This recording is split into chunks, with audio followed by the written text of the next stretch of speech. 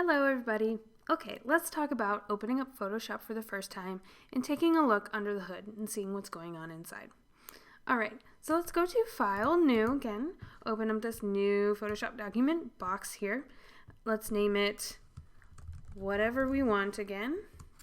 And again, you don't have to name this whatever we want. Really, just name it whatever you want. Okay, so let's create a document that's, let's go back to pixels since we're designing for the screen, and let's just do 800 pixels by 800 pixels. So that's going to be a square. Something I haven't covered yet is this resolution here.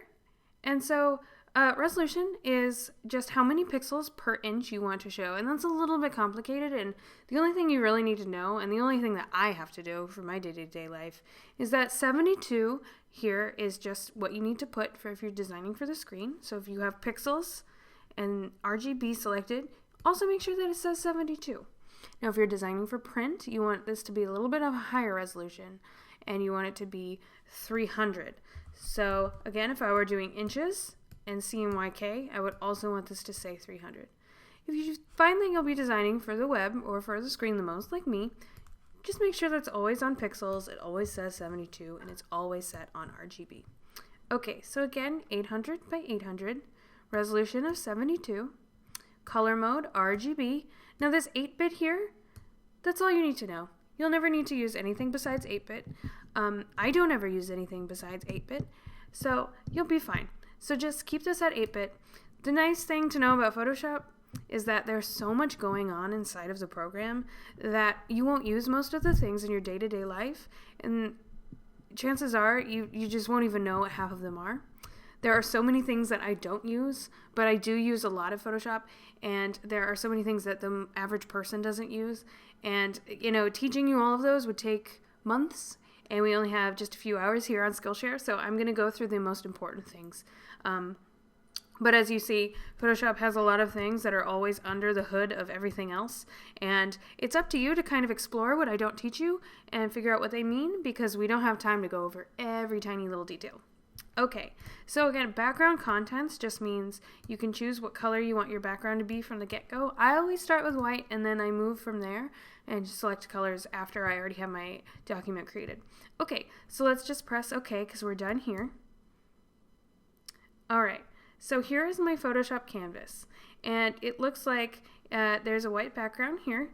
And if you like math and numbers and you just like to know the size of things at all times, I would highly encourage you go to Command R, and that is the shortcut for showing those rulers. Do you see when I'm clicking Command R again, they go away, and then Command R, and they're back.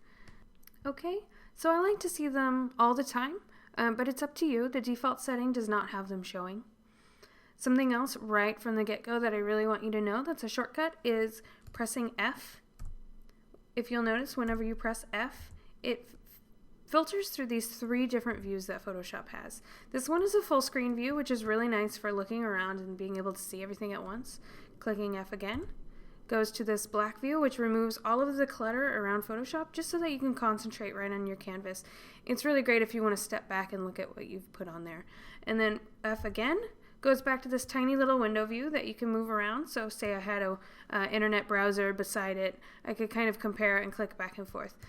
Normally I like to do this beautiful full screen view here. But again, that is clicking F, the F key, F for Frank, and clicking it again and again and pressing it again will go through those different views. Another way to go through those views is down here, this little button on the very far bottom left. You can click it and it will go, between those views. There we go. Okay, so this lesson is really about, I just want to kind of give you guys a little lowdown on what all of these things are and what they do, because there's a lot going on and it can be pretty intimidating. Okay, so there are a lot of terminology with Photoshop. A lot of it is kind of intuitive, what you would call these things anyway. Some of them are kind of weird, quirky Photoshop sayings.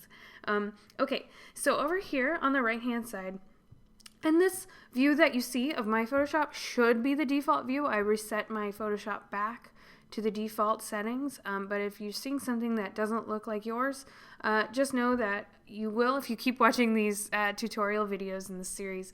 I will show you how to customize your own Photoshop. But again, this should look how yours does. I hope. Okay, so again, on the right-hand side, we have these large panels here.